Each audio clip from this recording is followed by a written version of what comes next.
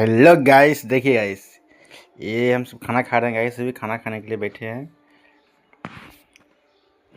आ हा, क्या खाना बना है। ओ हो।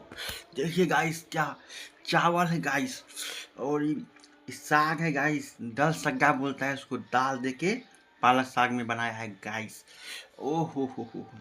और गाइस देखिए गाइस, इधर क्या है, चोखा है गाइस आलू का। ओ हो। और ये गाइस देखिए गाइस, ये आलू को तड़ के बनाया है, आलू को फ्राई किया है। देखिए गाइस, ये क्या है गाइस, देखिए। ओहो, और देखिए गाइस, ये क्या है, बैगन का भरवा। देखिए गाइस, बैगन को मतलब मसाला डाल के इसको बनाया है गाइस। हो। आनंद आ गया गाइस, खा के आनंद। क्या खाना है गाइस, बहुत स्वादिष्ट खाना है गाइस।